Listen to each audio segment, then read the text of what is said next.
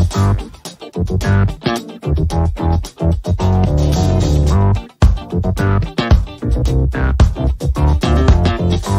folks, and welcome to the Daily Ratings Podcast. It's a show where each week we'll sit down with Vincent Daly to get his thoughts on the latest movies he's been watching, both older films and new releases. And don't worry, there's no spoilers. Vince will give a brief review of the movie, share some thoughts, and of course, then rate the film. The daily ratings are always fair, honest, and most importantly, they're consistent. On today's show, Vince will be rating and reviewing One-Eyed Jacks, directed by Marlon Brando. We have Rango by Gore Verbinski. We have newly released Sound of Freedom by Alejandro Monteverde. Talk to Me by Danny Filippo and Michael Filippo. And finally, Teenage Mutant Ninja Turtles Mutant Mayhem, directed by Jeff Rowe and Kyler Spears. It's going to be a great show, folks, so stay tuned and enjoy.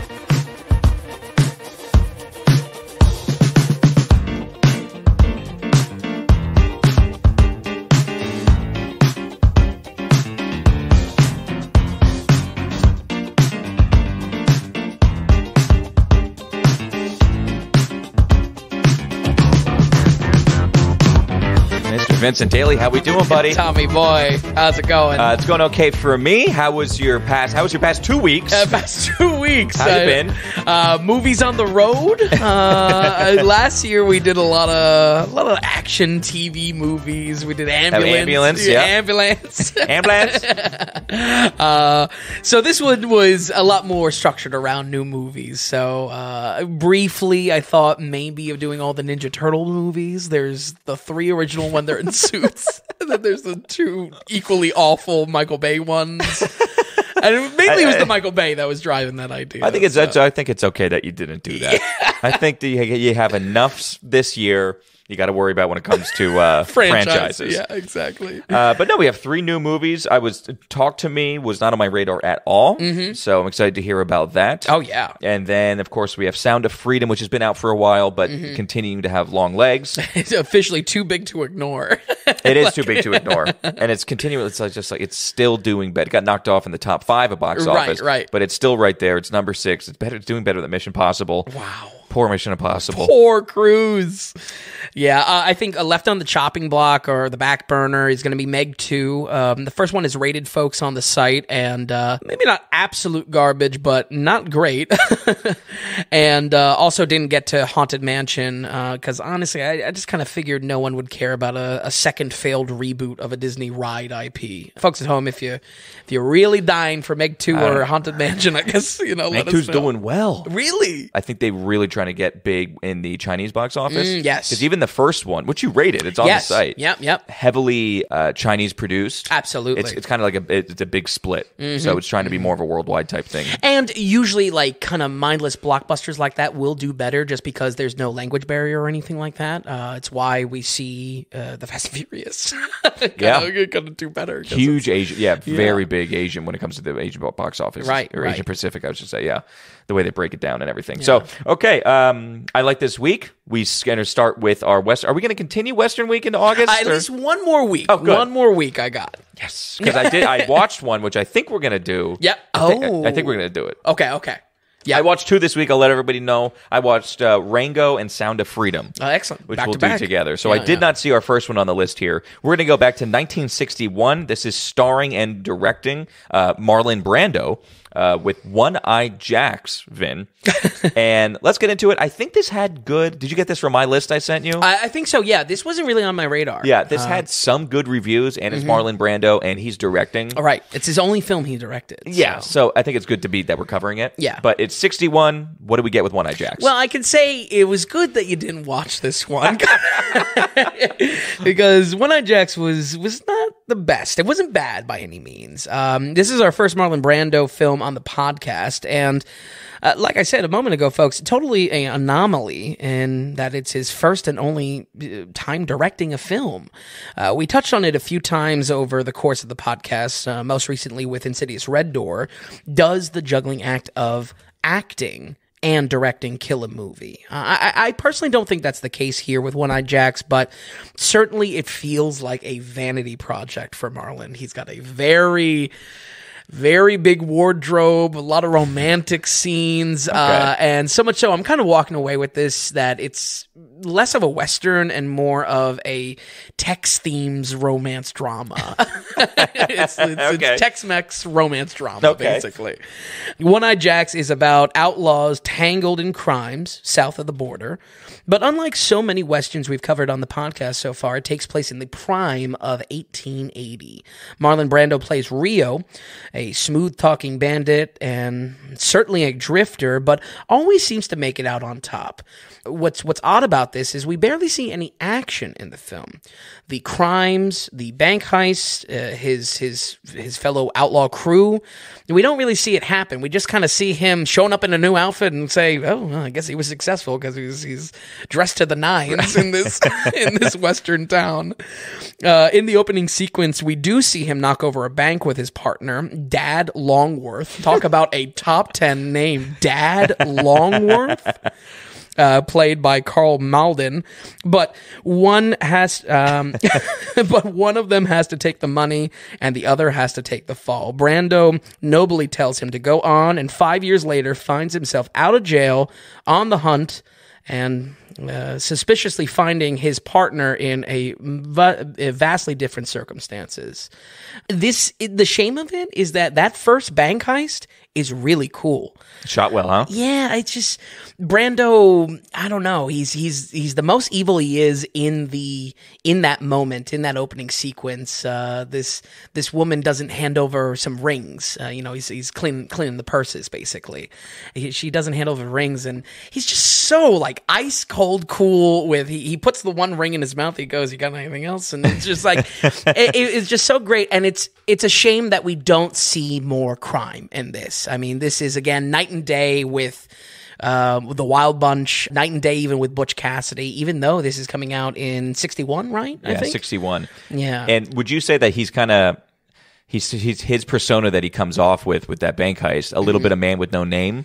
Oh, for sure. Can be a cool guy, kind of quiet. Can be put in a position where he looks good but also looks bad. Absolutely. Like a bad guy. Absolutely. Yeah. And maybe that was the concern. Obviously, Brando is a name that audiences of the time might react very, negatively to seeing an icon on screen be a bad guy. How much of an icon is he in 61? Seeing that it's he's got on the waterfront, so it's Brando. Yeah. I mean, this is obviously before Godfather and everything like that. But yeah, I would say also his swagger. It's 100% Marlon Brando. I mean, he doesn't hold back at all, directing or not. What's interesting, folks, is this film plays out slightly like Cape Fear, where Brando is naturally jealous of what he's missed out on in jail. It's interesting then that we see the original Cape Fear come out a year later in 62, but there was a missed opportunity here. I'm not going to knock a film for what it's not or what it doesn't try to be, but this element of how he preys on his partner could have been really dialed up and could have been a lot better, but it ultimately boils down to, again, a romance drama with a little bit of hot sauce on it. That's a little bit of Tex-Mex. Yeah. Put a little enchilada, I guess. It's not true Western. It's a mix. Brando's acting, I'll be honest, sometimes good, sometimes a bit corny and cartoony. I could see that. Yeah. I don't know if it's the Western setting. I think he has acted in other Westerns, but I'll be honest here and say that I really only know his later career. Mainly his Western accent drifts in and out of being good, at least in my opinion. There are a abundance of romantic scenes, which I can't tell if Brando is recognizing his own natural talents as a very handsome man or letting his ego get in the way of the production. And best of all is that wardrobe. I mean, it is excessive. It's that much. He walks into a bar, and this is just after escaping jail after that 5-year period. I mean, in 1880. Right, yeah, exactly. He walks in with the most vibrant scarlet red poncho. I mean, it looks like if they made an anime out of a Clint Eastwood Western. Like, that is how vibrant this man is. Is it cool? Is it like stylish? Like, is it? I think it comes off cartoony. That could be good in ways. I feel like it's more silly than anything because everyone else is dressed normally in this south of the border town, you know, and no less in kind of like a circling poverty. You know, he walks in, should probably be poor, at least a little rough as well as a criminal, and he's just like, man, he is decked to the nine. I mean, it is ridiculous. A cool wardrobe, just, I don't know, out of place, just like that accent. I feel like Brando is such a character in himself that, I don't know, I think if I had to really dissect my own feelings on it, that's where I'm feeling it's silly at times. It's like, oh man, he doesn't even need to be in a Western. He doesn't belong here. So... we also see some familiar faces from High Noon from a few episodes ago. Katie Gerardo plays Longworth's wife. And of course, Carl Malden playing Longworth is a reunion for Brando from the 1954 classic On the Waterfront. So possibly this has a soft recommendation from me for a little bit of film history in addition to being the huge anomaly of Brando's only film he's directed. Right, yeah. And the only thing I would say I regret, just because of the time constraints on this week and doing a juggling act of being away, folks, is that I don't really know the story of why he did this one film. Was it studio pressure? Was it money? Was it a vanity project at worst? And to my suspicions. That's a good question. Right. That's a very good question. Yeah. Because really, if you think about it, why didn't he direct more? That's so true. After Godfather, he could do whatever he wants. Oh, absolutely. Do totally whatever he wants. Absolutely. And Brando, of course, is infamous in his later career for being a diva on set. We have the Oscar moment. We have maybe he just wanted to be cool in a Western. He wanted to be cool. Yeah, and boy, he's given a lot of time to be cool. Almost too cool. But folks, I hate to say it, but the film is a little boring if I'm being honest. And you know I don't really like throwing out the B word. This might be around crime and might have escaped the 1950s in its style, but Brando's depiction is way cleaner than it should be. And this plays into my critiques of we don't really see his crimes. We don't see the action. He's principled. He's even slightly heroic, which I think creates a predictable tone more than anything. Every time the film tries to make him live up to this criminal background, it's either cut by romance or him acting like a straight-up hero. He beats up criminals in a bar that are like harassing a woman. And it's just like, all right, a badass moment for him, not characteristic to what we saw in the beginning with the. Yeah. So they're trying to play him way too much as a great character. Mm-hmm. Only he's really, really good at times. Right. And I think this could be one way, in one of two ways. I think maybe in the writer's room, they say, oh, we can't make him be a bad guy. And that just being how they treated icons back in the day. Well, Westerns back in the day for sure. Sure. Like I'm thinking like a John Wayne type of thing that John Wayne is very rarely put in any kind of negative light. He's always the hero. I don't know if they felt the same for Brando. And on top of that as well, at worst, I think it's a vanity move that he just wants to be every type of character. Yeah. You know, I mean, he wants to be bad, he wants to be good, you know. He gets it all. So I understand Brando is an icon and people don't want to see that dirtied up, but I think it was just a wrong direction for the story. And like I said, folks, I'll give this a soft recommendation for supporting acting performances and overall a competent production, a little bit of film history as well, but I was not thrilled with this, and unless you absolutely love Brando, this barely hits as a Western and more of a romance drama with tech stylings. We're going to go ahead and give One-Eyed Jacks from 1961 a 56. Okay, 56, yeah. All right, so it ticked above a 50s, right, you know. Right. I will say it's not a quick watch if you want to watch. 2 hours and 21 minutes. For real. So to not have a lot of action in there, I can only imagine how much it dragged. Yeah, and that's where I'll lean into the romance. And certainly, lovers of Brando, yeah. You know, when the daily ratings is playing in the senior home or something, they might want that romance side, you know, even going back to On the Waterfront. You know, he is equally a romance icon for that reason. Still a long movie. Still 221. Yeah. let's move on. This one's only an hour and 47. We're going to keep it going. This is 2011's. This is the animated Rango, starring Johnny Depp, and then the director, Gore Verbinski, did a lot of the Pirates of the Caribbean. Yes. So, they're a team, for sure. And this movie, I felt, came and went. I think it was slightly financially successful, but it wasn't talked about too much, I don't think, when it was coming out. Yeah, definitely got brushed under the rug a little bit, 2011. So, like I said, I watched it. I think if you're an animated kids movie and you're going to make it a Western, that's amazing. Yeah. I'm not so sure that it hits, but let's get into it a little bit. Vin, how did you like Rango? I liked Rango quite a bit just because of... I absolutely agree. As a kids movie, as a family comedy, I don't think it works. As a fun amalgamation of so many Western tropes in like this animal kingdom vibe, I think it told a good Western story. So, folks, if I can help with an assistance of watching this and a recommendation, if you do watch this, try to drop some of those family comedy labels to this. It certainly is that, but see it alongside of why we're including in this week for a Western reason, Yeah. I mean, I loved it. It felt pretty family-ish, too, as well. A family could watch it and enjoy it together. Sure. I just don't know if a kid would be really busting up, where I appreciated, callbacks to so many Westerns, callbacks to Clint Eastwood, callbacks to Western tropes, Yeah, and that's the thing. I think, honestly, I felt that this film... I did not really, really like it. Oh, really? And okay. I felt like it fell flat a little bit. Interesting. For kids as well, I think. I liked the plot and the...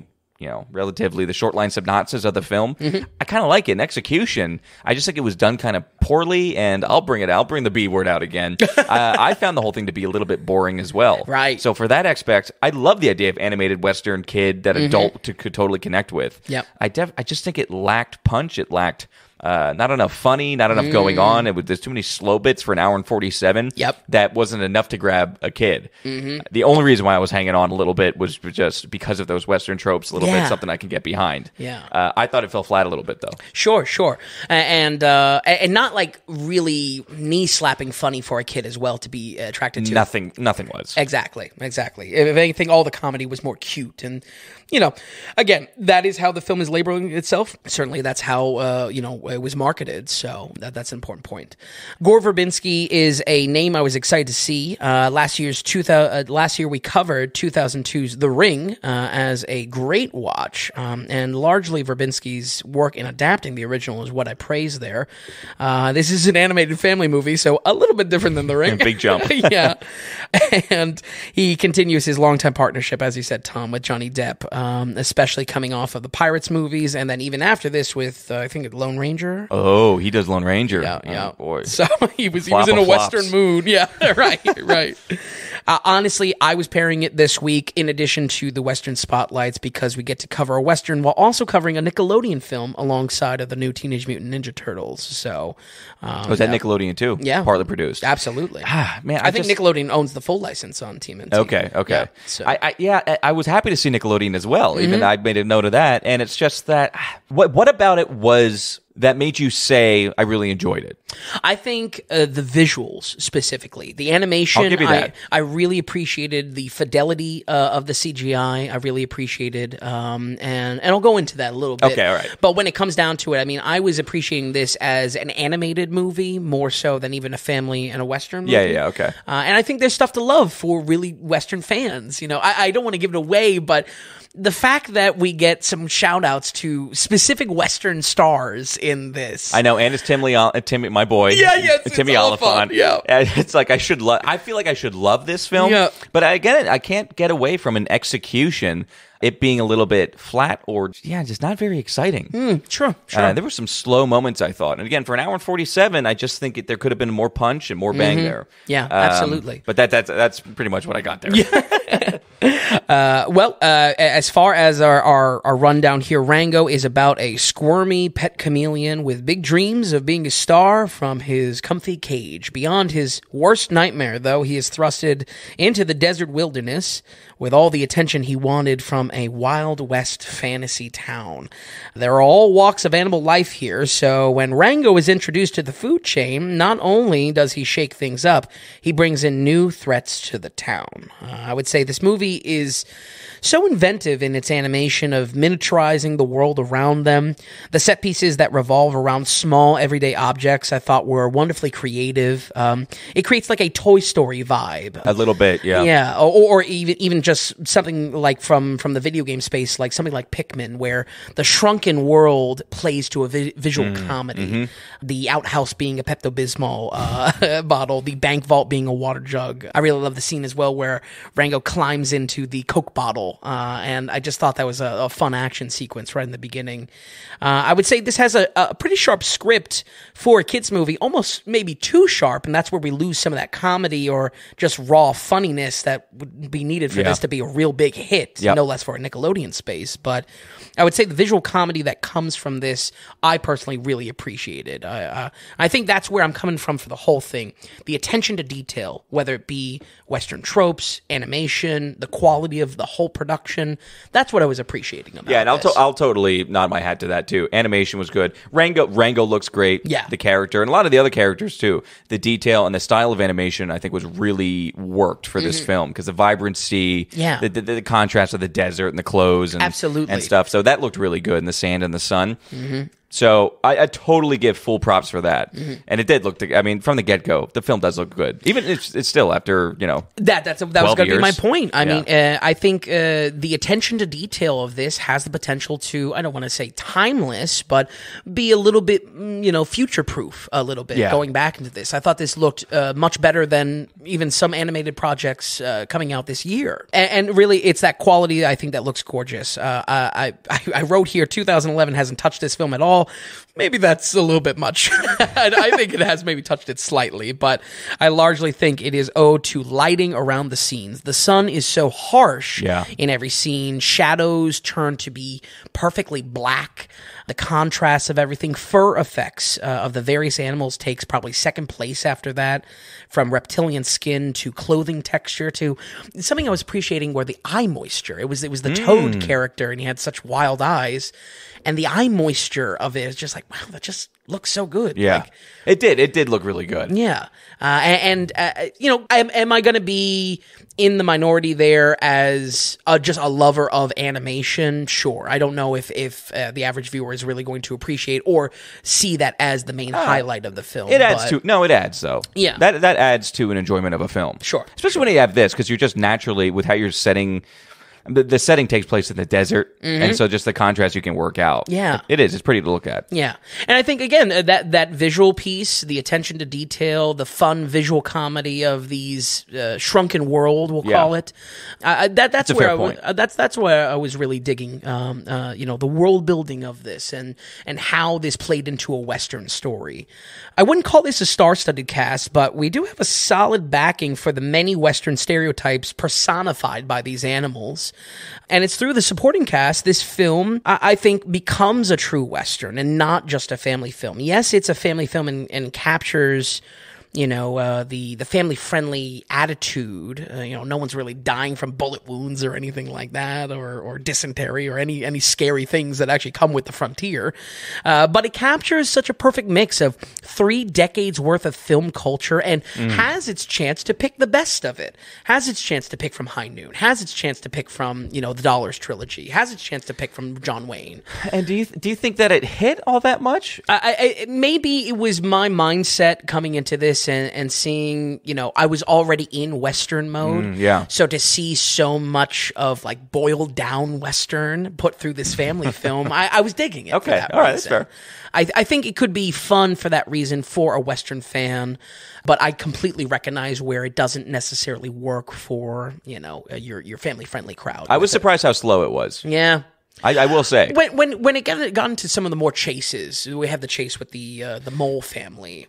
Right, yeah. That good or bad, you think? Was that enough to maybe amp things up a little bit more? Yeah, that scene made sense. And I felt like I've seen that scene multiple times on the Westerns. Mad Max. To your point. Oh, okay. Read my mind. Oh, there we go. It's two-way street. I can't believe you said yes. It was Mad Max. Yeah. To the point where I was thinking they should have just made this Mad Max. I had no problem with that scene because that was more electric. Yeah. Everything else, to your point, the high noon situation or something like that, I don't know. I felt like literally every other scene was like, okay. Sure. And that's just how I felt walking away. That in particular, you could tell they put a lot of effort in that, a lot of energy. Like that probably took the most time. Storyboarding of just that concept of everything about that scene. Yeah. No problem there, and it was Mad Maxy for sure. I mean, straight up, some of the things were exactly Mad Maxy. Absolutely.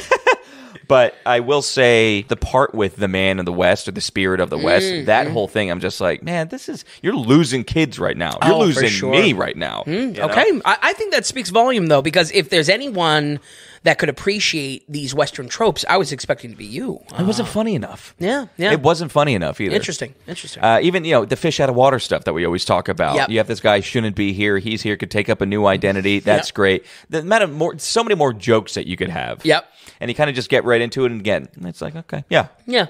But like I've been saying, folks, I think the best thing you can do before watching this is dropping some of the labels. Forget that family comedy angle, and just see it as a Western. I don't know if this is particularly great for kids, but mostly because it's just... I'm agreeing with you. It's boring at parts, and I think boring for kids specifically. Big time, yeah. Yeah. I mean, I want to give props to Nickelodeon to just funding a random IP. I mean, this isn't connected to anything, which is so cool. That's what I said. I should love this movie, right? And it has so much going for it for a great Tommy Two Shoes, right? In execution, it's maybe I'm just more disappointment. Sure. You know what I mean? That's got me bummed out. I feel you, and I think that's a good perspective because I think there was definitely something missing for me, even with all my appreciation of the animation side, sure, of this and the aesthetics of it. So instead, I would say though this works as an animated film with this fantasy Western setting. I would say most of all, these themes of surviving on the frontier paired with this animal food chain tells a better Western than most, and honestly, better Western than at least what Brando could pump out. So I think this one was worth your time. Be warned, it's probably an adult animated film, despite having that family comedy angle. We're going to go ahead and give Rango 2011 a 72. What? Yeah. Wow. I was there. Now I'm curious. You got to give a Tommy Two Shoes on this. So I was going back and forth. I don't know if I wanted to or not. Yeah. First of all, I find this... Do you remember what you gave Puss in Boots? Oof. 72. No way. Oh, and Puss in Boots was better. See, but this is that comparison. It can't be a comparison. I love doing it to you. I thought Puss in Boots was better, and that was had Western... Sure, yeah, that was dressings. Absolutely. As we say, window dressings. Yep. It had Western window dressings. Definitely, this was straight Western, which was so cool. I wish somebody else picked... Nickelodeon, do another one if you want. Right. Make a Rango 2 even. Yep. Rango 2 could be better than this one, in my opinion. It gets one shoe, one lace, but not another shoe. I don't know what that means. I was really going back and forth on it. I'm glad we're on a little bit of opposite sides of the fences on this. Yeah, I will say, when my tune got changed, was during that big scene, the big Mad Max scene, and I was like, okay, production value. Yeah. I'm enjoying this. Yeah. This is actually good. And I think that attention to detail, it's there in the whole movie. It just may not be gripping, per se. I'm definitely closer to your 56 probably on One-Eyed Jacks or something like that. 52-ish. Okay. Like right above a 50 mark, if I were to put it in Vince's terms. In Vince's terms. In shoe world, it's a tough place to be sometimes, man. Sometimes they're not restocking the shelves. You don't know what labels belong where. I can't believe you gave it 72. Yeah. I literally just went on the daily rating site and looked up Puss in Boots, and I'm like, there's no way he's going to give it a 72. Not a chance in hell he's giving it a 72. I'm glad you liked it, though, I have to say. Yeah, and I do feel strongly enough about this quality and the attention to detail of the animation itself. I mean... I don't know. I think I was impressed with how good this thing looks from 2011 and how in even just a few years after it, CGI is really getting hurt in the superhero space, in every space, basically. So I want Nickelodeon to do more. Yeah. When it comes to animated stuff. Well, because you're so right. This was a totally different, just like, you're just making a genre, not connected to any IP. Right. I do like it. I'm not going to lie. I said Rango 2. I'm excited. I would do Rango 2. Sure. Because I think they would just keep on going with what works. Yeah. How it ends, you can do so much more now. Absolutely. Anyway, okay, with that, 72, very good, Vin. Love that. I love that we covered Rango during Western Week. Absolutely. Or Western Month. Folks, before we get to our newly released films there, we just want to remind everybody, we're going off the value for value model here. So if you're new to the podcast, how it works is Vin and I sit down every week. We host this podcast. We're the hosts of it. We got the stuff going on the website as a companion piece. We do the newsletter every week. But the thing is, you can produce it. You can help keep this project going, the Daily Ratings going. To become a producer, you go to thedailyratings.com, go to the donations tab, and through your monetary support, you become a producer of the Daily Ratings. Mm-hmm. And also, you're showing us what value you're getting. The idea is that, sure, we have a weekly subscription. We have different monthly subscriptions if you're used to kind of that Patreon model. But the idea is, if you want to give a random amount, whether it's $100 or $101.02 or something like that, whether it's $3.40, whatever value you're getting. Did we make you laugh this week? Are we helping you out with movie lists of your own? Are you into film more than what you were a year ago or before you started listening? That's value in your pocket. We're asking some value back in our pocket. So dailyratings.com, you go to the donations tab. Hey, if you're a fan of Podcasting 2.0, you're on Podverse, or you have the Strike Gap or something like that, we do take Satoshis. You can hit us up there. We're at the Daily Ratings on Venmo. You can do it there. The point is, we're trying to be as accessible as possible. We hope you all enjoying it. The newsletter is great. A couple people just signed up this past week as well. You go down to the bottom of the website, put your information in, and you're good to go. You get the newsletter every Tuesday morning. There's always some goodies in there. We're not trying to pitch extra products to you or anything like that. It's just a fun little thing every week for your weekly movie news, your local box office, yada, yada.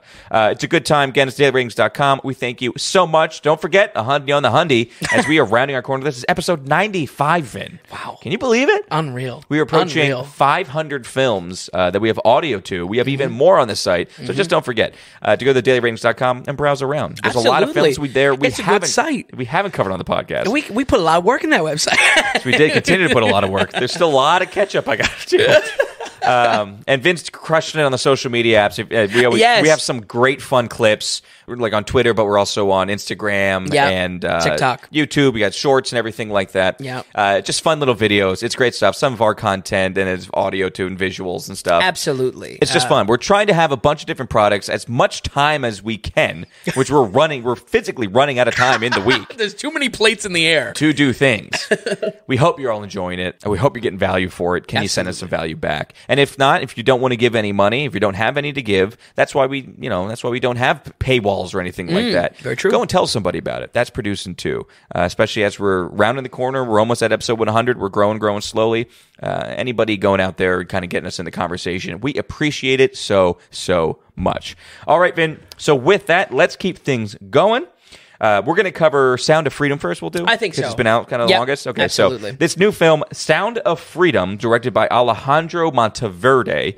It was picked up by Angel Studios, which has done The Chosen, the show, definitely faith-based studio. Right. But the only thing, what my understanding is, this film has been sitting on the shelf for almost like 5 years. Wow. Disney passed, the ironic thing of Disney passing on it is it would have been way more money than the majority of the past 10 films that Disney has come out with. Yeah, talk about it. Legitimately. But anyway, absolutely. A lot of studios passed on it. It was sitting on the shelf. Angel picked it up, just got released, and man, $16.5 or around $14.5 million budget. It's slowly approaching $200 million. That's wild. And that's just domestic. It's about to get released worldwide now, or on more of an international market. And that hype will feed it. Exactly, because it's doing so well. So let's get into it right away, Vin. It's a little over 2 hours, I believe. 2 hours and 11 minutes, so it's longer than I thought. But let's get into it right away. Sound of Freedom, how did you like it? Well, Sound of Freedom, folks, it is officially too big to ignore. And I have to be honest, a lot of the context around this film has killed a lot of enthusiasm I had in talking about it.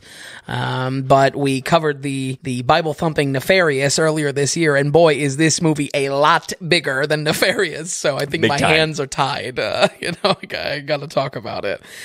Folks, I don't really want to focus on the outside context here. There is a lot of conversation around a QAnon angle. There's a lot of history to the main real-life protagonist of Tim Ballard, and certainly probably opinions from reporting to damning him in a range of things. For those morbidly curious, my theater was legitimately packed, not a phantom theater or whatever people are saying. Which we were weeks after. Right. I forget how many weeks it's been out, but that surprised me. Yeah. I mean, granted, I was out in more of a kind of a country town. Okay. This was on a Friday night. No, I'm sorry. It was on a Saturday night seeing it. So makes a little bit more sense. Yeah, but I mean, it was legitimately packed when all I've heard about this film are these phantom theaters. All the tickets are bought and then no one shows up for it. So take that for what it's worth. So when I saw it last night at 10 o'clock, me and one guy. That's the Phantom Theater. And the funny thing with the Phantom Theater, there was one seat in the middle that was taken, and there was 5 in a row at the back, on the back corner. Oh. I was like, what group of 5 people are coming to see this Yeah. at 10 o'clock on a Monday? It was only one guy. I don't know if that's the makeout Is that like support of the movie? Like, did this one guy buy 5 tickets? Like, I don't know what to do with it. I just knew it was me and this guy hanging out. I was just trying to not crunch my popcorn too loud for him. so conscientious. Yeah. Oh, man. But yeah, okay, and I'll just buttress that. Yeah. We won't talk too much on it. I'll just put down, like I said, obviously I saw it. Sure. I'll put down my thing about it has to do, the main guy, Tim Ballard, after this, what story is told, because it's inspired by true events. He went and founded a foundation. I really like the foundation. I knew about it for years. It's one of the few things I've ever donated to on a monthly basis for a few years. Oh, really? Okay. And I don't really like to throw my money away, so Sure. I felt like I've done my due diligence on that specific aspect of it, Sure. and quite like it, and I'm in support of that. Sure. Everything else about not Cavuto, whatever is the main guy's name. Caviezel. Yes. We don't need to touch on it. Let's look at it as a film. Exactly. And that's where I need to stress, folks. I mean, this movie is dying to be alongside real Hollywood movies, so I'm going to do what I do best, judge the movie on its own. I'm a strong believer that art is separate from artist.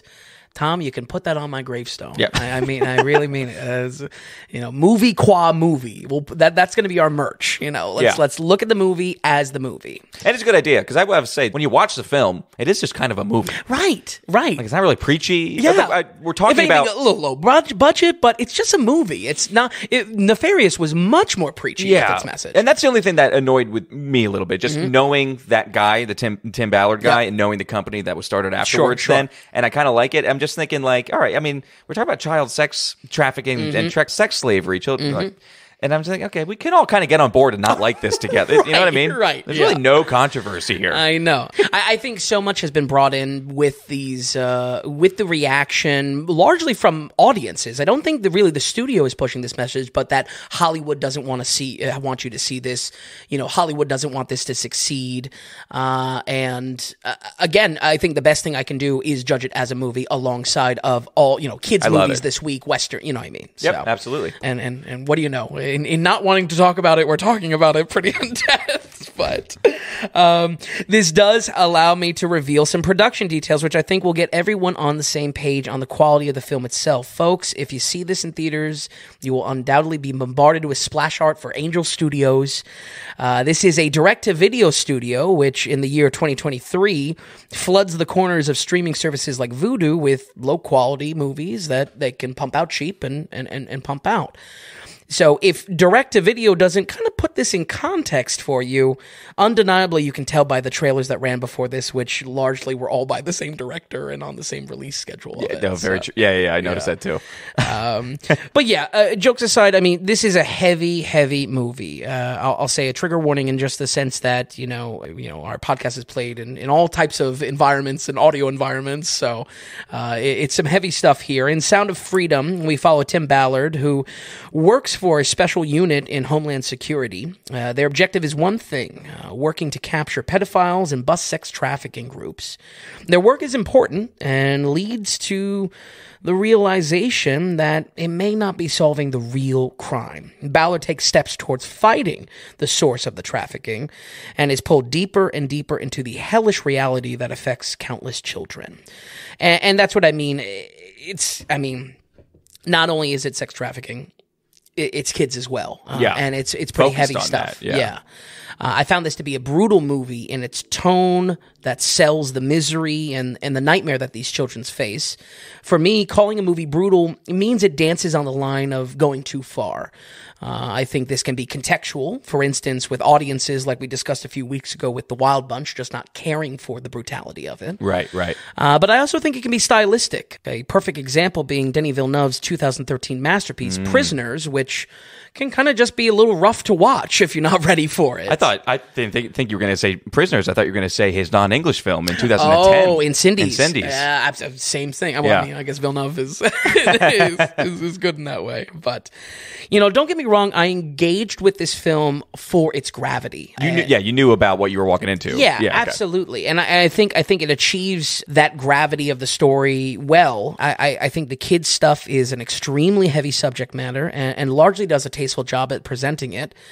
But I just feel like sometimes it stays in that a little bit too much, and when it tries to kind of poke its way out either by having a little fun, having a little action, having a little empowerment of our heroes, if you will, it almost ruins that tasteful approach to it, if you will. Do you feel me there? I completely agree. Okay. I completely agreed. I was thinking almost the film seemed muted, or it was meandering in a constant feeling. So our lows were low, but our highs weren't too high. But the lows could have went lower. Like, this is still PG-13. Sure. Like, it could have went dark. Right. So I felt like, totally to your point, where it was trying to poke out. And there were scenes where maybe you could have had a little bit more thriller aspect. Yeah. A little bit more faster moving, things like that. I felt that fell short a little bit. And then when you were let up, or they were giving you a chance to have brevity, it would have been nice to have more of it. They could have fished it out a little bit better to us. Yeah, and because of this hyper serious tone, I think it just falls flat because we're only moments away, either before the scene or after the scene, of being reminded of this very grim reality, which,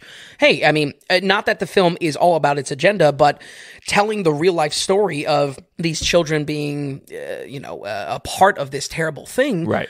I think it should have that serious tone. For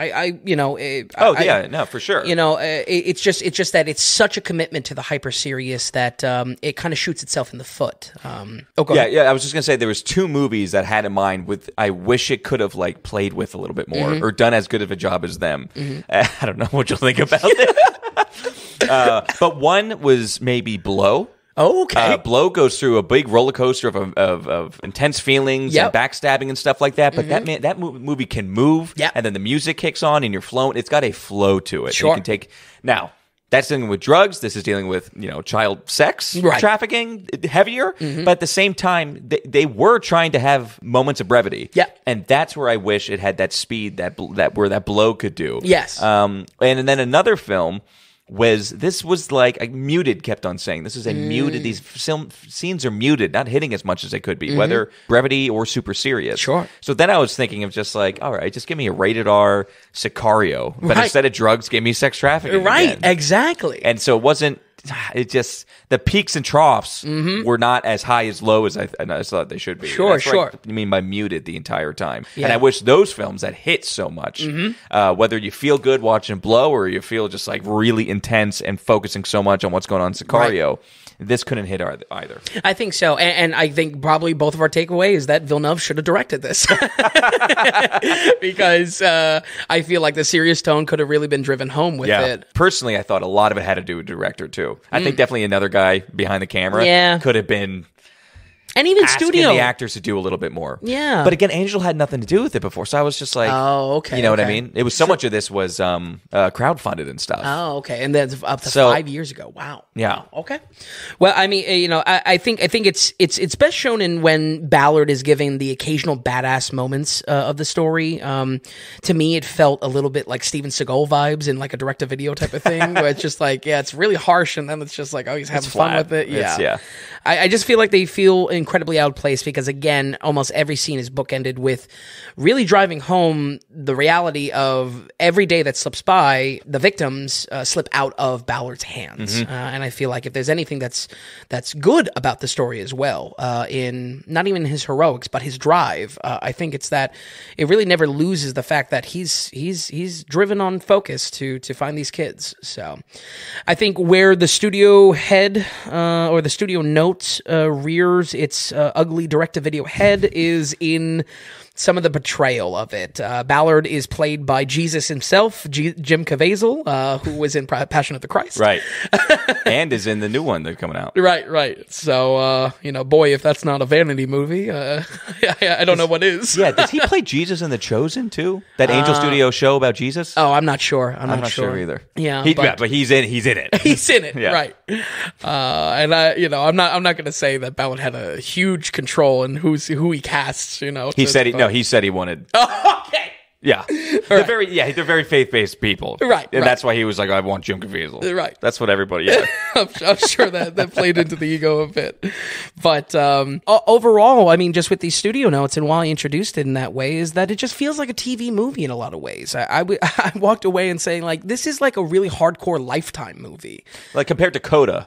Right, exactly. A similar type of quality, but kind of comes out with like a very, I don't know. Coda maybe is throwing me a bit. Well, you had the same vibe. Like that was a Disney Channel type film. Yes. I feel like this movie was like, a reason why I say Lifetime is like at times this movie feels like it's trying to specifically scare you with the reality, which is fine. Right. But in combination with the quality of the production makes it feel like, it's trying to scare your mom specifically into sex trafficking, That's this Lifetime vibe, I got no problem with it telling this, this true story aspect or again, even if you go away from the true story aspect, just highlighting again a horrific crime that we can all get behind. Right. It's still just where the production creeped into it is rough. So I'll disagree a little bit. So okay. I felt it a little bit better than TV movie. Okay. And I was slightly impressed. It was 14.5 million. So I was slightly impressed with how actually good it looked. Sure. And I thought the cinematography was better than maybe it had any right being. Sure. So that I liked. Low budget still. Yeah. Like to me, it looked like a $30 million film. Right. You know what I mean? So it's still low budget. Yeah. But I think with 14.5, I thought they did a pretty good job with it, personally. Yeah. I felt it was too long, but I'm with you. I'm see now you feel what I feel. Yeah. Like length is like I'm hyper aware to it. Yeah, it's 2 hours and 11. Man, it should be like an hour and 50. Sure. Because I think at that point, then I don't know why it's funny with Sicario and Blow going through my mind. Maybe it's just like I'm 100% with you with Sicario. Right. It's also like you're going down to the border. Something Yes. that's like you're crossing the borders and stuff like that. Cartel. But it's just the fact of you could have got that motion, you could have got that flow down. But that's just me. I think part of it's Caviezel as well. His voice, it's like it doesn't punch. He looked cool. You're like right. I thought he looked good. Sure. And some of it hit, but he has this very softer voice. Yeah. Like there's a scene where he's outside on a phone and his voice is way louder and booming, and I'm just like, where's that guy? Sure. That guy should be the one in these scenes because it punches more. Absolutely. But Absolutely. Anyway, yeah. And I'll kind of end on performances as there has potential here, but largely I think it's a miss. One thing I do want to praise is that though I said it was kind of a semi-Steven Seagal vibes to it, it really isn't an action movie. This is nothing like Taken. This is nothing like Black Phone, where they're trying to, blockbusterify the actual crime of trafficking. Right. So the fact that we don't really see Ballard as a character pick up a gun and kill everyone in a room or whatnot, I don't know. I kind of want to give praise to that. I feel like that, in combination with the serious tone, is deserving of some merit. That it could have so easily been, let's kill these motherfuckers. Let's get back at them. And it really isn't about that. It never loses sight about the kids and that. But it's based. I think they tried to get it pretty much based on the story that actually happened. Sure. Because there was a documentary made that covered the same exact thing. Oh, really? Actually. Okay. Yeah. Interesting. Maybe an alternative to checking it out. Right. But I think where it all falls flat is in emotional performances. And I unfortunately, I really mean this, unfortunately, because I think there are qualities to this film that are halfway decent. Mm-hmm. It killed it for me. Mind-blowingly, no one really cries in this. And when I say cry, I mean like really cry. Right. And let me tell you, it's a movie where people need to cry. I mean, like a lot. Like kids need to cry, adults need to cry, everyone needs to cry. And like I said a moment ago, it's nothing like, a glorification or an actionified Taken, or it's not using it for like a cheesy horror tie-in like Black Phone from last year. Mm-hmm. the reality these children face is sold as a scar they will never heal from, and not one actor, kid or otherwise, has a single good emotional scene to sell that. Yeah. I totally agree with that. Yeah. I think Caviezel does a good job at sad.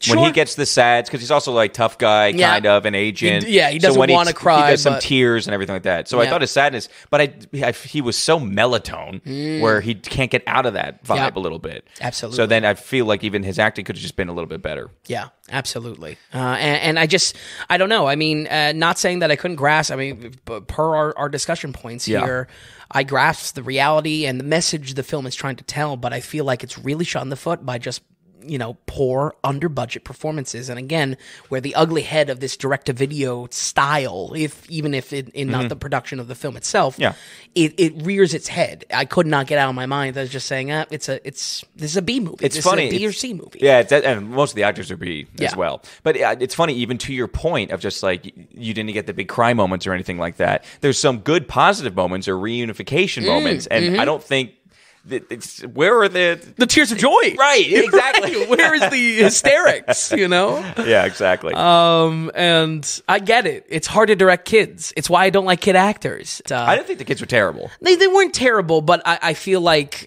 muted. Muted, and there was no adult performances to make up for it. I needed one of these guys that he coordinates with, the good guys, if you will. Like there was like three main guys, Caviezel, and two others. Yeah. I needed them to really ball and just sell it a little bit here. So other than that, instead, we get a 2-hour plus of poor under budget acting, and it really in no way distinguishes itself from the quality of any other schlock that the studio puts out.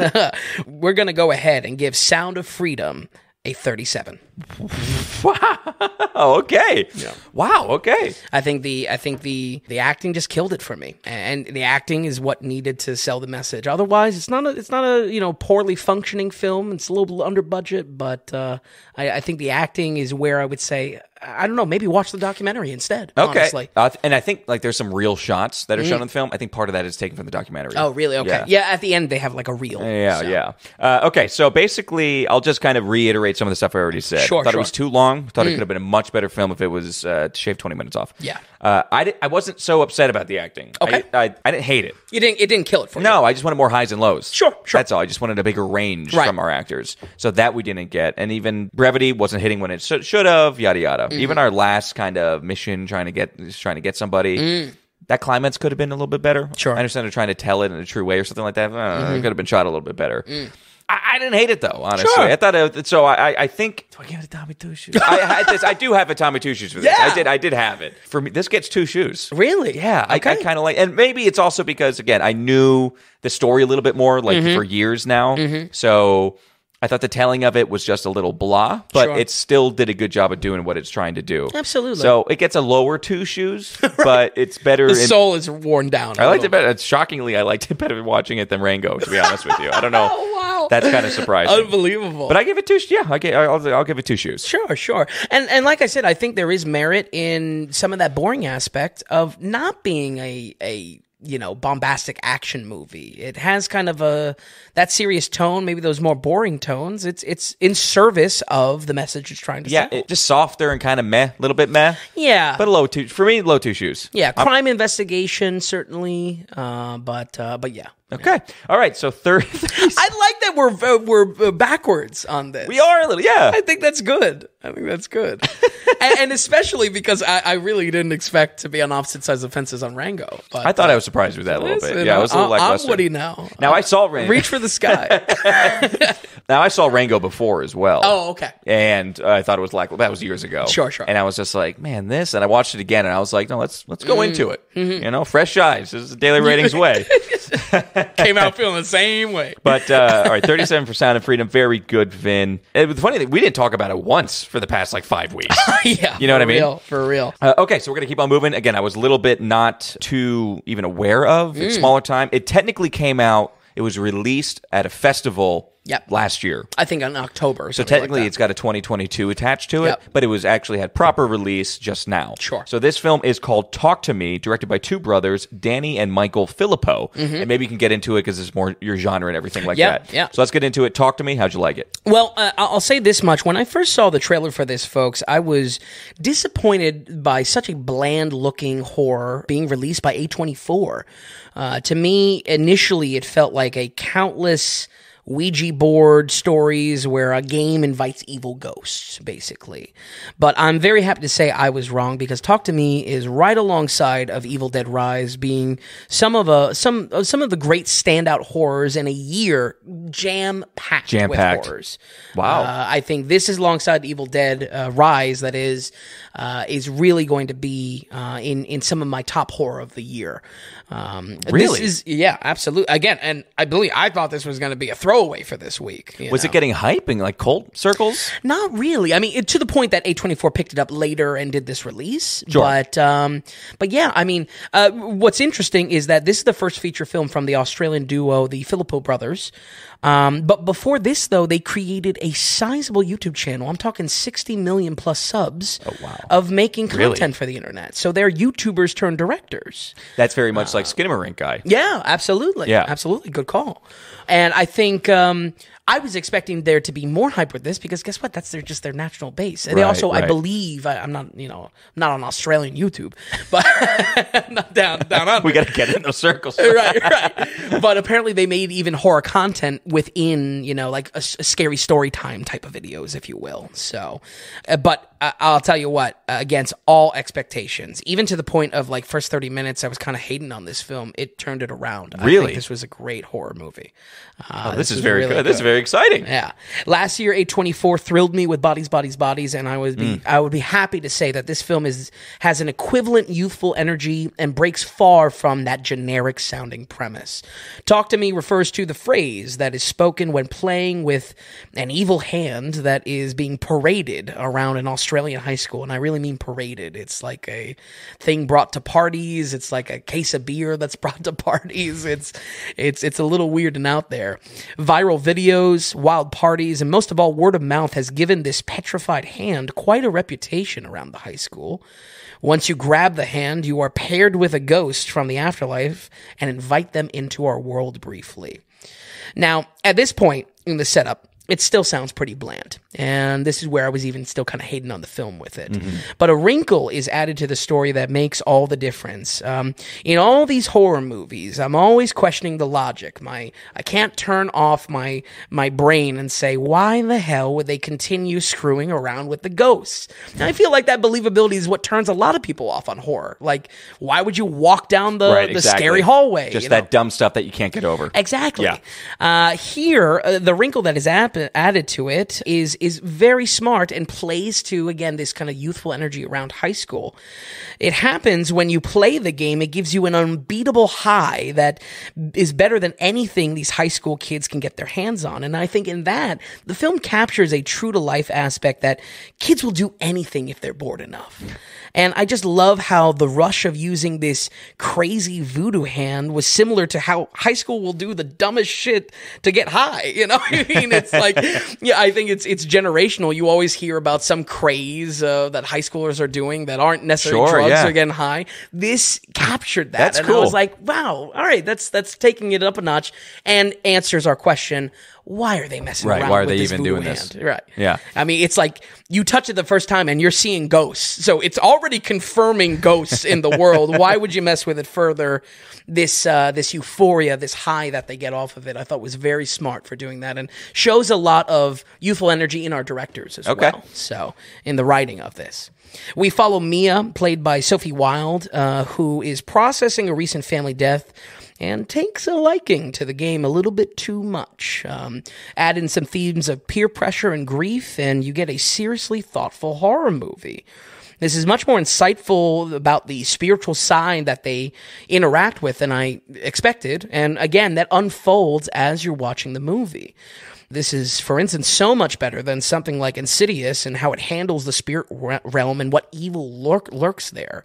specifically where the horror is dialed up, I just feel like it was so natural from going from something curious, something obviously giving them this quick fix of a high, and then they're already too deep into it, which I'm sure has, clear parallels to drug abuse and how, anyone young can kind of fall into a bad streak.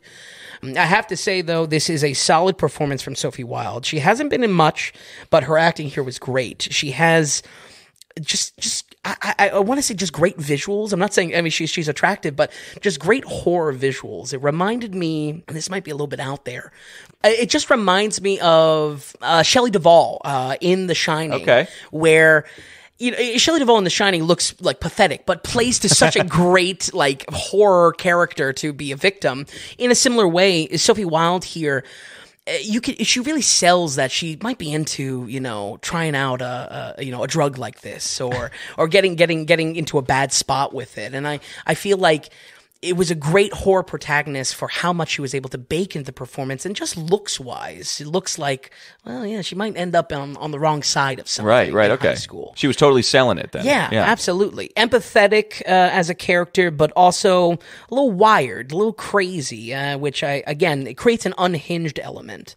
Several scenes I would almost call iconic because of how striking her character looks. The most notable being a shot that is going around that she's leaning over the side of a chair in this yellow jacket, and man, how that it's pretty bold to say iconic for a movie that just dropped, but I really do think there's something special here to it. I really am excited to see where she can go in acting performances and hopefully more horror, because I think it's a perfect match. So. That's good. I think that's when movies like this pop, it's awesome because hopefully it can shine a light on it if this is going to do that well. Right. It's only in so many theaters and everything like that, but it's gonna get knocked. It seems like it's getting some good recognition though. Yeah. And good ratings and critically reviewed and stuff, Absolutely. which is nice. And it boils down to, I like supporting first-time filmmakers. Yeah. Unless, two normal brothers started a YouTube career and now is able to live out their dreams. How cool is that too? Yeah, they crowdfund some stuff. Talk about low budget. This is $4.5 million, which is awesome. Yeah. I think if you have low budget, horror is the genre to do. I think it's just natural. For sure. Yeah. I think that's probably the lesson for 2023. Yeah. That studios are trying to pump some things out. But I definitely want to take a note again on the YouTube aspect. Like that the Skinamarink guy, I forget the name who did it. I forget But too. he had a YouTube channel, and his YouTube channel was, he started making videos, short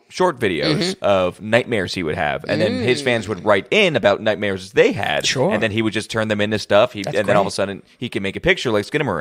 And for these guys to build up a 60 million subscriber base, 6 million, but still 6 million. Yeah, absolutely. We dream of those numbers. Yeah, boy, do we. But they had that 6 million, and then you could pull some money in crowdfund and stuff, Absolutely. and then make a picture like this, which is wowing you a bit. Yeah. That's electric. Absolutely. So that's where I like covering this type of stuff, and I always want to give first-time directors a shot. Sometimes that's bit me this year. That's bit me on some films, but I really, really think there was something special here, and it worked on a lot of levels. There's much more that I would like to talk about with this film, but I really want to let it speak on its own. Yeah. And specifically, I have a lot of thoughts on how scares are delivered and how our expectations are twisted, but I don't want to rob a great first watch experience. I thought this was really, really solid. Someone may see this alongside a Mithrigan or a Smile or something like that and see it as something similar. Or even from my perspective, see it as like this washed out Ouija board style horror. They play with a toy and then it invites in ghosts. Believe me, it is not. It breaks the expectations. Wow. It breaks all expectations okay. like that. This completely took what on the surface looked to be a generic and washed out premise and was able to surprise me. Horror fans, I would say, make a priority watch for this year and give a shot, folks, even if you might be a little scared of what talks back in the dark. We're going to go ahead and give Talk to Me a 74. 74, a great score. By the way, it's an hour and 35, which is right. probably exactly where it should be. Right. 74 is a very good score. Okay. But we're excited to see more from these guys then. Absolutely. Because the whole casting is pretty small. You know, the one person in the cast, though, right? Yeah. Miranda Otto, Eowyn from Lord of the Rings. Yeah, she's the mom. It's like, where is she coming from? I know. In this. You hear about an Australian production, all the Aussies come out, basically. Fantastic, though. So if you're into the horror genre, folks, don't sleep on it. Especially with all this stuff, like you said, coming out this year. Absolutely. I would almost, for the year-end wrap-up, like to do just a breakdown of horror to stay away from in 2023 and horror to pay attention to through all the noise. I mean, honestly, you'll have 5 films and then don't watch any others. That's what it'll come down to. Basically. I mean, so far, we have some good ones. We have this. You loved. You gave 79 to Evil Dead Rise. Evil Dead Rise. Yep. Infinity Pool, too. Oh, yeah, which true. was kind of a weird one as well. Right. I almost even forget about Infinity Pool a little bit. But yeah absolutely. Horrific. Okay, Ben, so let's keep things moving. This is our last film on the list. This is, I don't know, I would say the big blockbuster for the weekend. It's the newest, at least. Well, this in Meg, though. This Meg beat it by 2 million, but you know what I mean? So true. Barbie's still killing it. But anyway, this is the Teenage Mutant Ninja Turtles, Mutant Mayhem. Let's get into it right away. How'd you like it, Ben? Well, Mutant Mayhem is trying to do a similar flip as Spider-Verse and be very interesting in its art style. And if my review of Rango is to show anything, I'm a sucker for interesting animation and animation that clearly has passion behind it. This one is written by Donkey Kong, Seth Rogen, in his first feature since 2016 Sausage Party. And alongside Rango is another Nickelodeon film for the website and podcast, which, not that it does anything for the review, scratches an itch for me. I like covering bases, you know. In Mutant Mayhem, we get yet another introduction to the Turtles for the kids that might not be familiar with their origins. Master Splinter, the Four Brothers, and all the works. Dying to get out of the sewers and into the real world, the 4 Turtles become crime fighters. Unexpectedly, the string of crimes are being puppeted by a mutant gang, led by a giant mutant bug called Superfly, played by Ice Cube, honestly doing an amazing job, believe it or not. I'm not really a fan of Ice Cube. No, we're not really, no. Yeah, but in the context of films, definitely not. Right, and in the context of a giant mutant fly with like a Jerry curl, like he's awesome. Killing it. That's cool. Yeah, it was great. As the only other mutants they've met, the Turtles get kind of tangled up in this scheme until realizing they have to stand their ground and stick up for what Master Splinter taught them so many years ago. I think a big highlight here is that this has an all-kid voice actor cast for the Turtles and largely works in a Stranger Things Season 1 way, or even like the new It movies. I feel like banter, even just scripted lines that could be cringy in any other scenario, maybe even specifically adults voicing them, it comes off more authentic, it comes off more genuine, and I think works because of it. The bonding moments between the boys is undoubtedly where the writing works best. So many lines would be cringy if said by an adult, but 100% work here coming out of real kid voices. Apparently, the acting process was Rogen putting these 4 boys in a room together. That's huge. And just having them riff a little bit and having them improv. And does it make the best script? No, but it feels real. And it feels real in a way a kid's movie needs to be to grab that kid attention. It's super important. So many times you're just left in a booth alone. Yeah. And then you say your line 50 different times, and then give you another line, say that 50 times, and then you do that, for whatever, they have you come back for 12 different days. Yeah, exactly. But when you're dealing with kids, you're so spot on. Yeah. It's so cool that it's just some kids that they put on here. Right. As long as they could sell it vocally, that's cool. Absolutely. And luckily it's not too serious or too demanding that we see the cracks or anything like that. Like some of the Michael Bay ones try to be, flashing back to earlier. And having them put in a room together where they could just riff, learn each other, get comfortable. Yeah. So then when the lines come, they can have that back and forth. That's the way to do it. Absolutely. I remember Elijah Wood said he loved that during like in Happy Feet. Oh, yeah. As much of a joke Happy Feet might be, they all had them in a room together. That's great.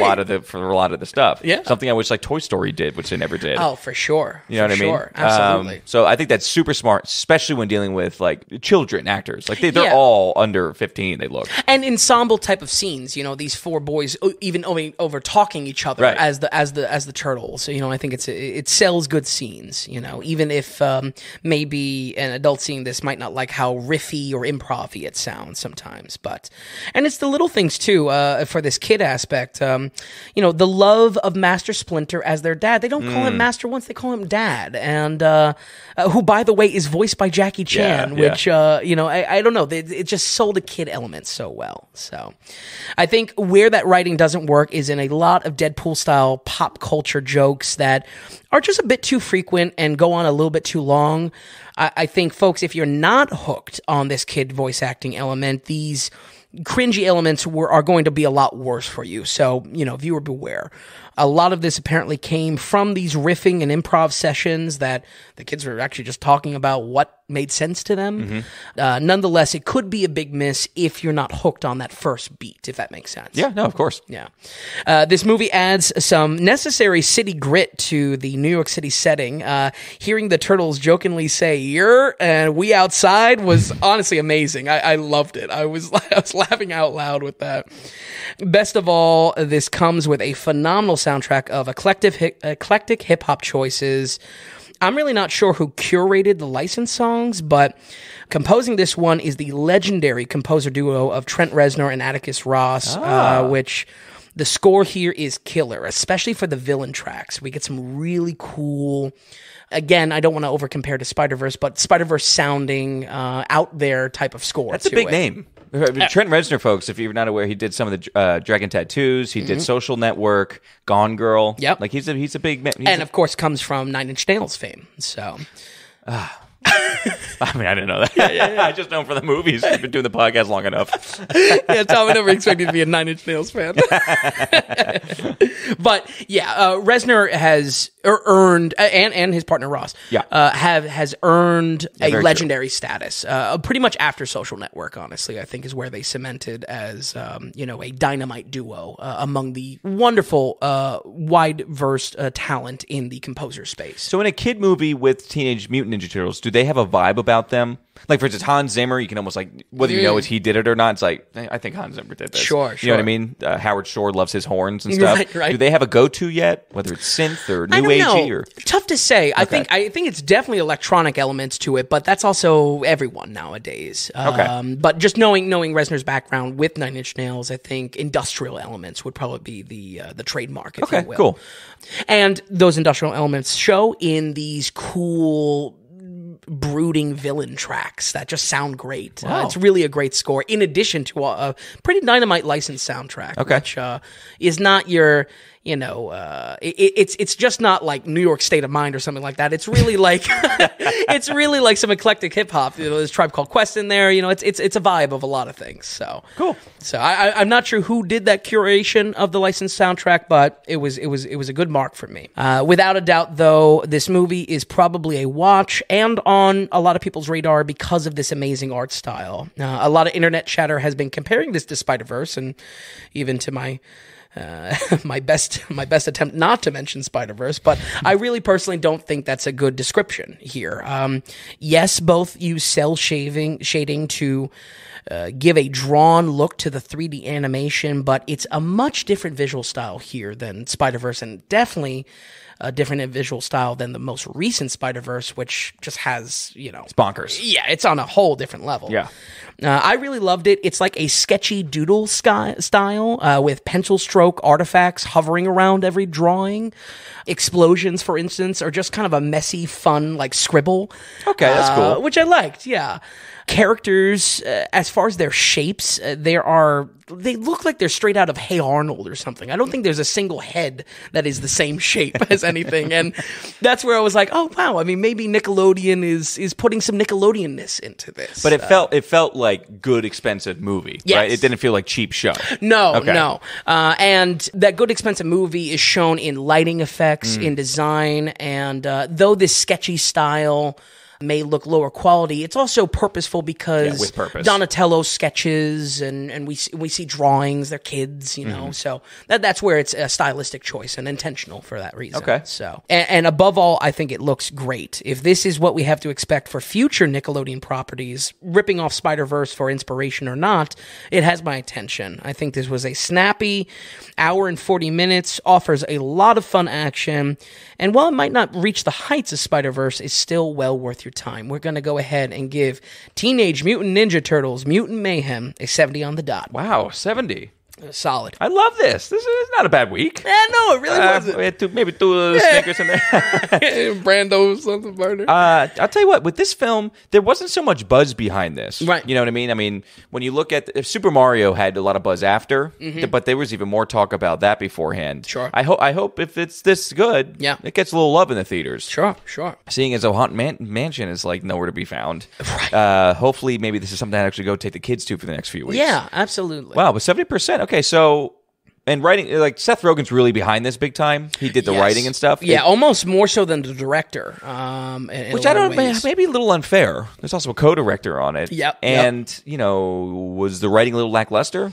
I don't think so. I just think it's going to be a coin flip for if people, and more so adults specifically, jive with this riffing improv style of the kids. Which, again, I think it works just because it's so genuine and sounds like real kids. You know what I mean? And I feel like that is, even if lower quality, is able to achieve something for the kid-intended demographics. I love that. Okay, 70 is a great score. I love that on both Nickelodeon films, which there's not that many Nickelodeon animated features. Right. You were all about the animation, too. Yeah, that's cool. Absolutely. Especially with how much animation, how many different studios there are out today. So 70%. Folks, again, if you're new kind of to the podcast, 70 is a pretty good score. Yeah. Once when you crack the 70s, it's pretty good. You're in the... Well worth your time. Right. A solid movie. I will make a point, because we don't do comparisons too much, and we try to stay away from it a bit, but like... The inevitable game of comparison. Oh, the critics, the professionals on Rotten Tomatoes. Right. It's a 96% on Rotten Tomatoes. So it's a good animated film, but... Right. Is it 96? It's at 96, right. exactly. That's actually the same with Talk to Me. I think it has like a 95. And listen, I praise Talk to Me a lot. Yeah. Is it a 95? 74 is a great score. Right, yeah. It's right. Is it better than, The Exorcist? So again, I just like it, Vin. Your reviews have been great, and just you bring it back down to earth for us. Thank you. So it's just very much appreciated. Looking at these scores, Vin, anything we want to touch on? Roll credits? What do you want to... Not to end on a somber note, but of course we had the passing of Pee Wee Herman and as well Billy Friedkin, which two amazing talents. But you were a Pee Wee Herman fan. Yeah. I really wanted to cover Pee Wee's Big Adventure for it. I might get around to it. We'll see. Of course, two legends. Go watch really anything from William Friedkin. Sorcerer would be my recommendation. That's a surprise. Wow. Oh yeah. Okay. Well, Sorcerer fan. We'll come to Exorcist later in October. I couldn't believe it. It was weird. Yeah, I kind of forgot about the whole Exorcist 2 coming out. Yeah. Because I saw it in I'll spend some time about it. Saw Oppenheimer on Sunday. Oh yeah, that's right. That was the first time I saw the trailer for Exorcist 2. Yeah. And then sure enough, boom, a day later he passes away. not to joke about it, but he probably saw the trailer and goes, "What are they doing? What are they doing?" Because that's really his baby. He's done documentaries then on everything. French Connection too. I mean, then he wrote a book called The Freaking Connection. Then kind of his autobiography, I believe. Okay. But yeah, big write up on the newsletter we had, folks. There's some great articles about him, and I kind of touch on it a little bit, but just like. Man, the way he got started it was crazy in life, and how he got into almost by mistake fell into a certain job that was able to propel him. Yeah. Getting yelled at by Alfred Hitchcock for not wearing a tie on set. Oh wow! I mean, just crazy stuff. Wow. Apparently, when he won the Oscar, then for I think it was French Connection. Okay. He walked past Alfred Hitchcock at the Oscars. Wow. He goes, "Hey, what do you think of my tie?" Or something like that. Wow, that's pretty good. Yeah. So anyway, good note on that. Also, give me the Oppenheimer breakdown. I'm dying. We're not going to give a 10-minute Tommy Tooth. I'm not going to give a I'm not going to give. Go back in time and give a Tommy Tooth. Sure. I'll save that for something special. I just want to say we had some different opinions on this episode. Oppenheimer, I think you're Oppenheimer. You were pretty much spot on, folks. If you haven't listened to last episode or 2 episodes ago with Oppenheimer, give it a listen. Ben, I think you hit it on pretty great. I was surprised almost it didn't tick into the 85s, our must-watches of all time. After watching it, I totally agree. Well, that's great. Talk about another film that needs to be 20 minutes shorter. Yeah. It drags at the end. Yeah. The climatic moment naturally is the bomb. Sure. However, there's other climatic moment. Is climatic the right word? Climatic. Yeah. No. Climac. It's one of those things you can say it more and more. It's going to sound worse. Other highlights to his life. There's other, yes. But Nolan specifically is trying to make a mountain out of something kind of towards the end, and I just don't think it hits that much.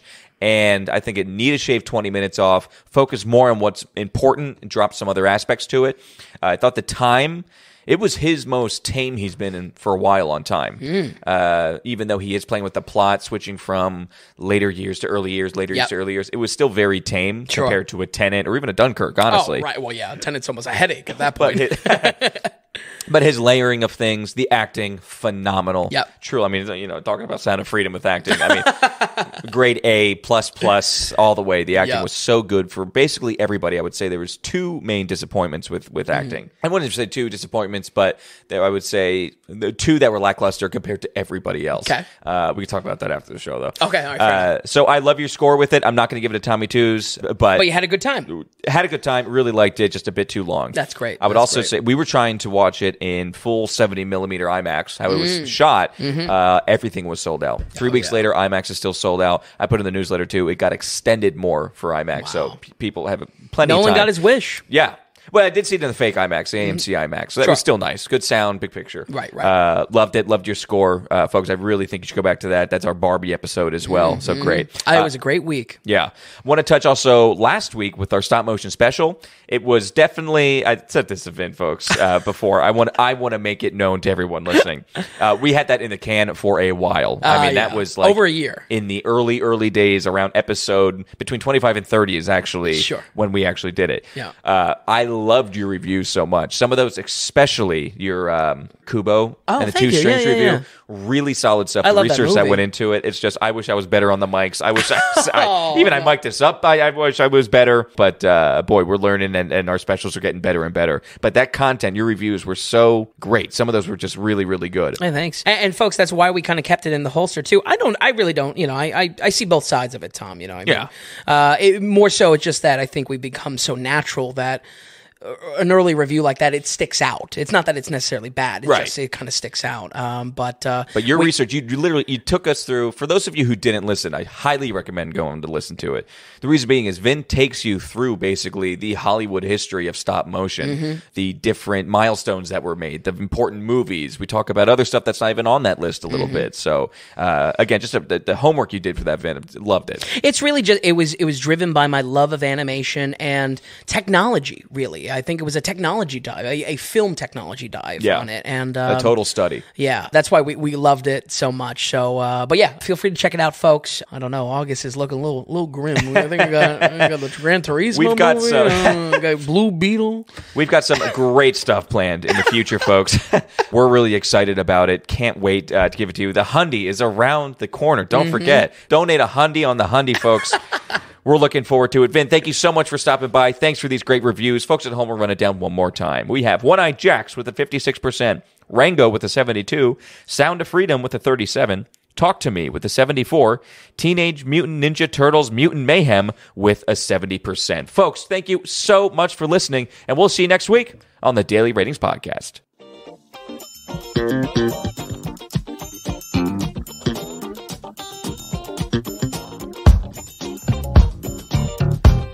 If you enjoyed the podcast, if you would, give us a good rating or tell a friend about us. If you're wondering if a film is worth a watch, or if you'd just like to see more movie ratings from Vince, be sure to stop by thedailyratings.com, where we have our ever-expanding catalog of films. Also, if you found value in the podcast or our site, become a producer and go to the donations tab on thedailyratings.com. You can donate whatever amount of value you feel you received from us. We're looking to build this into something large and great, folks, but we also want to be independent from those corporate sponsors. So we greatly appreciate any support from you all. So thanks so much, and we'll see you next time on the Daily Ratings Podcast.